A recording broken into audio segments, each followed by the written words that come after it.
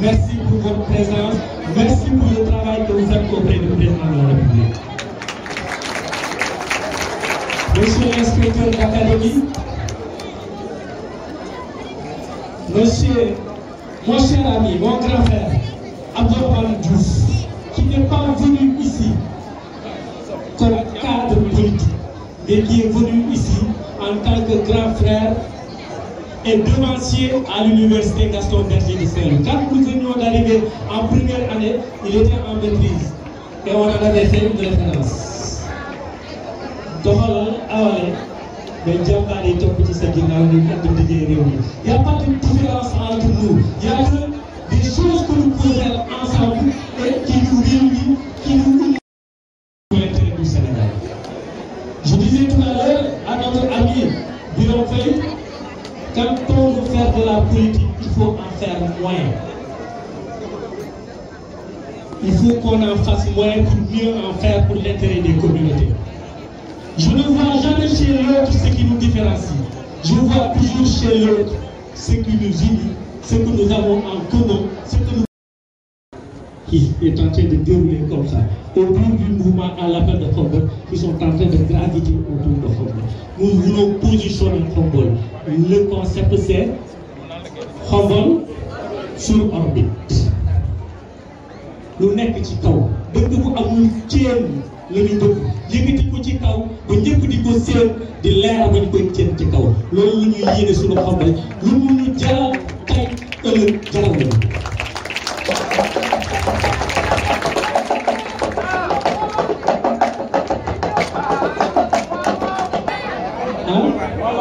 Khombole kese la am le triomphe mooy li nga am te kenn ak nga yëkkati ko ci kaw ba seen ko ci kaw wóone dama jigéen ñuy tam sa rek Khombole rek la am dama bëgg ñu jàppale ko produire ko bu jëm kanam doom muy ci looy ay doom muy ci looy ay kon sax nañ bu baax a baax ñu demee bay am yenn yi nga xam ne dañ koy seet ci Khombole ñoo ngi nuyu ñëpp di sant la presse di nuyu les conseils municipaux wax naa ko sant di nuyu les présidents des conseils de quartier. J'entrevois ici Adama Diop Dia. Aujourd'hui, Khombole est en train de vivre une histoire numérique sans précédent. Grâce au comité numérique, l'état civil numérique, c'est grâce à ce comité d'organisation. Merci pour tout ce que vous avez fait à la tête Adama Diop Dia et que tous les volontaires qui se sont engagés pendant 3 mois de numériser tous les registres d'état civil. Merci beaucoup pour le travail que vous avez abattu. Alors, monsieur le ministre, alors, de financer daf ko doon wax radiyallahu ta'ala anhu. Vous êtes ça? Ah? dañoo bëgg suñu xol dafa fees dañoo kontaan ci seen teewaay ak seen mobilisation moo tax foofu la ñuy yemale kàddu ci wolof di leen sant di leen gërëm tout le monde ku ma limul professeur Lamane Mbaye ànd nañ fi ci le réseau des clubs d'art et de littérature, n'est-ce pas? Réseau club. Nous avons autour du feu. Mais la prestation de c'est une leçon de prise de parole. Courte, dense, concise, importante, mais dans l'intérêt de tous et de tous les Khombolois. Merci pour qu'à chaque fois que vous puissiez revenir ici chez nous, nous allons dédier au dossier. Merci à nos marabouts, les chefs de quartier qui sont venus de Thiénaba, Tivaouane, Touba, nous avons le capitaine Diop, les nuyu di ziar sur artistes yi. Dañoo ñëw tourné fi benn téléfilm tuddee ko Boumy mooy ni ñuy defee politique du noonu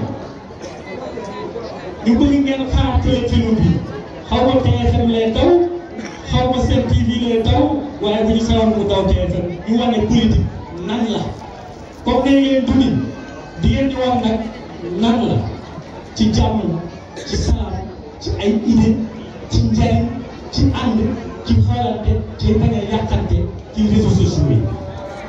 li fi xew ci Sénégal yàq nit dafa gën a yomb defar ko connecté wu leen mais bu leen yàqal kenn ndax ku leen yàqal ngeen seen bopp ku ngeen gaañ ngeen seen bopp ñu ngeen doon seen morom day dellusi effet bu baax la rek lépp lu waaye di def ba faw ci wéer ko ci gaañ sa morom ci tànk sa morom ci wax ko ci lu bon ci nettali ci moom loo xam ne nii lu dëgg bu doon dëgg sax xew bu dul dëgg nga nettali ko ci moom ëllëg bi ko rëccu nekk leen ci réseaux sociaux yi jàng leen ci wut leen ci xam wut leen ci ay xame mais bu leen ci yàq kenn bu leen ci yàqul ndax ku ngeen ci yàqal seen bopp.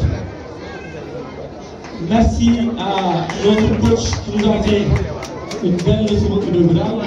Merci à tous les enseignants de Khombole, sans exception, d'instituteurs aux professeurs jusqu'aux professeurs.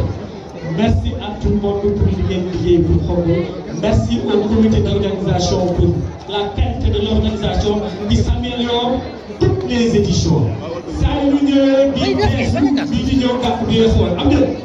Inch'Allah dañuy teg benn billet marqué pour ñi nga xam ne nii mooy yaayu pare yi yaayu lauréat yi ki nga xam ne nii moo koy gagné yóbbu seen yaayu mag loolu lañ leen di wax rek inch'Allah.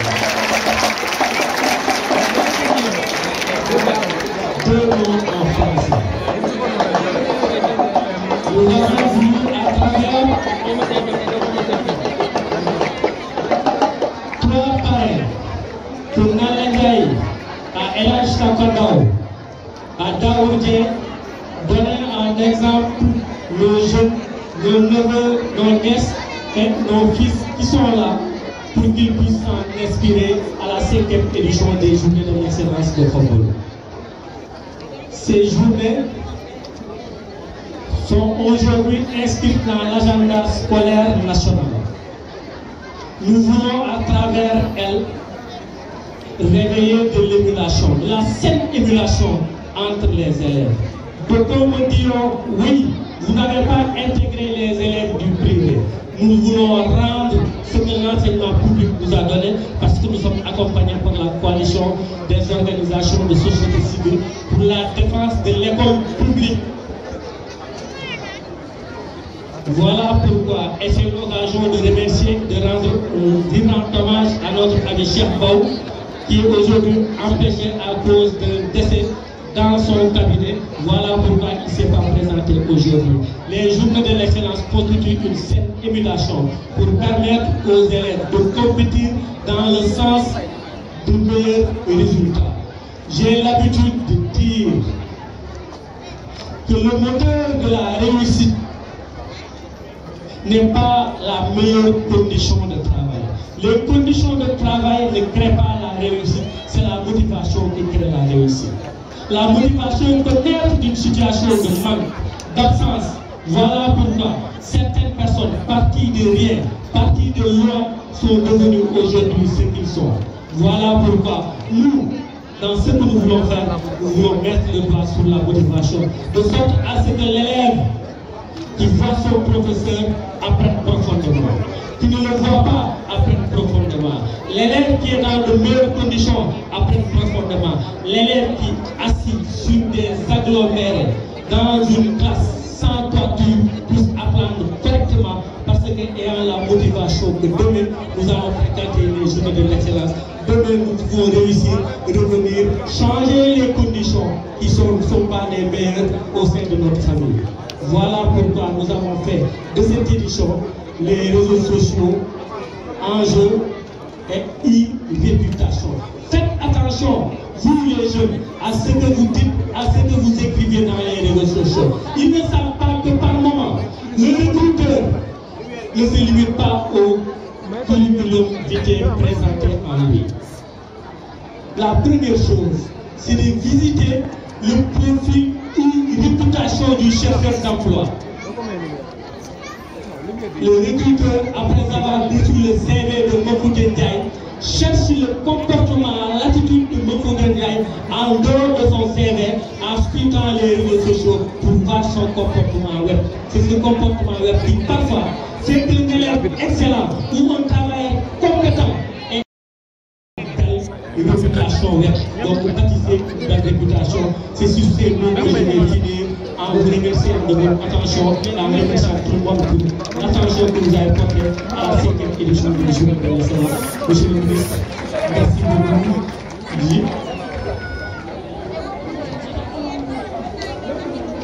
dañoo jàpp jom ji nga xam ne bii moo nekk ñun benn montre yeewoon ko moom la ñu bëgg a delloo gone yi te sax gone yi bu ko condition baaxee mu jàng bu bonee mu jàng gone yi bëgg ko teg ci biir mu toog ci seen kër du am courant du am ndox bu yaayam wàccee mu jàppale ko ci liggéey bi du tee mu jàng yëpp premier seen classe am na ñoo xam ne ne xëy na amuñu condition yu métti yu leen nekk waaye condition yooyu métti ci ngeen war a sukkandiku pour ëllëg ngeen sotti ko nit ki doon na ci condition yu neex seen kër ñu climatisé ñu dugg oto bu climatisé dem jàngi ñuy climatisé ñu wàcc jël daara nit ki doon na ci condition yu metti seen kër amul courant amul ndox ndëkk yi du manqué tey day manqué bu ñu demee bu ñu wàccee wóor ñu dañ añ ñu jàng jël premier ñëw sotti mbiri ci seen biir kër loolu laa bëgg ngeen porté ko bu condition yi méttee jàng leen bu nekkee jàng leen ndax ëllëg ngeen mën a changer les conditions